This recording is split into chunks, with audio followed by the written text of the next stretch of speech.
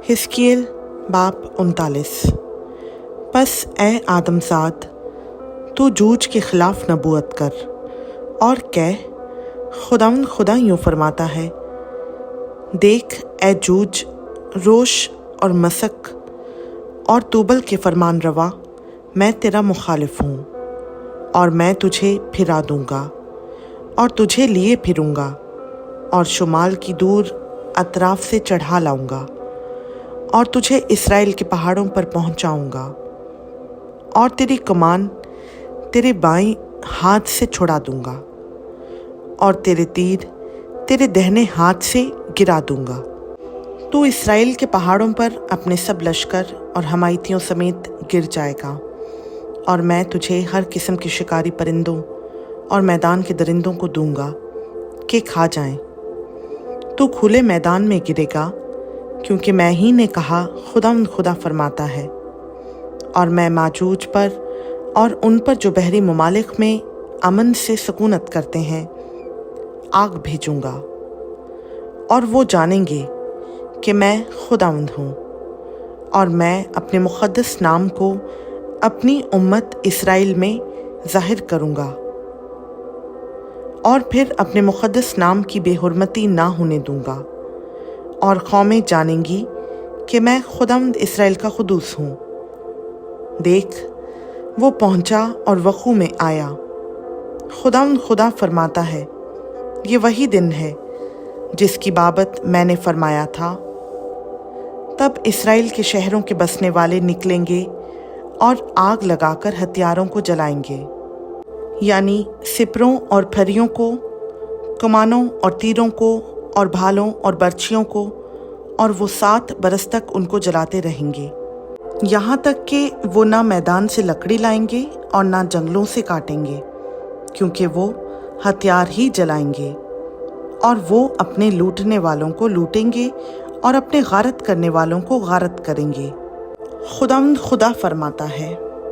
और उसी दिन यूँ होगा कि मैं वहाँ इसराइल में जूज को एक गोरिस्तान दूंगा, यानी रहगुजरों की वादी जो समुंदर के मशरिक में है। उससे रहगुजरों की राह बंद होगी और वहाँ जूज को और उसकी तमाम जमीयत को दफन करेंगे, और जमीयत जूज की वादी उसका नाम रखेंगे।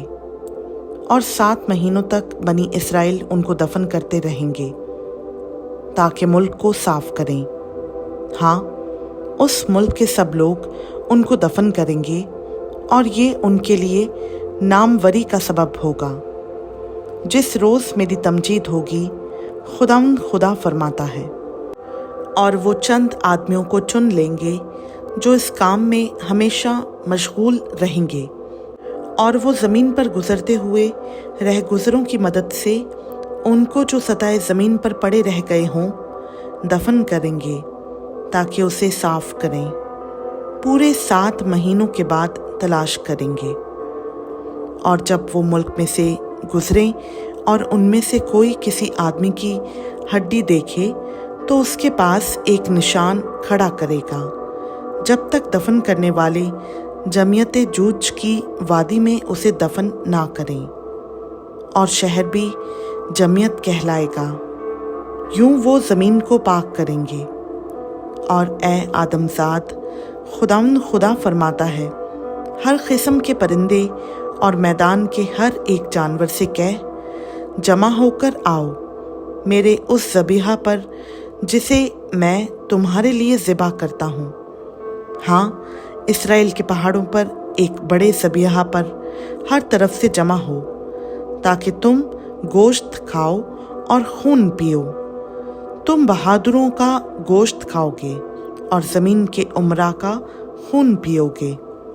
हाँ, मेंढों, बर्रों, बकरों और बैलों का, वो सब के सब बसन के फरमा हैं। और तुम मेरे ज़बीहा की जिसे मैंने तुम्हारे लिए ज़िबा किया, यहाँ तक चर्बी खाओगे कि सैर हो जाओगे, और इतना खून पियोगे कि मस्त हो जाओगे। और तुम मेरे दस्तरख्वान पर घोड़ों और सवारों से और बहादुरों और तमाम जंगी मर्दों से सैर होगे। खुदा फरमाता है। और मैं कौमों के दरमियान अपनी बुजुर्गी जाहिर करूँगा और तमाम कौमें मेरी सज़ा को जो मैंने दी और मेरे हाथ को जो मैंने उन पर रखा देखेंगी।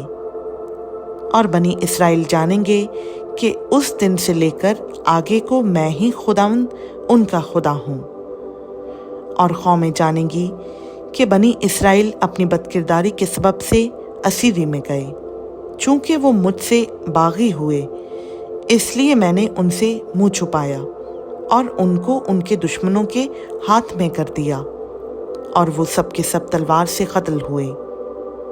उनकी नापाकी और खताकारी के मुताबिक मैंने उनसे सलूक किया और उनसे अपना मुंह छुपाया।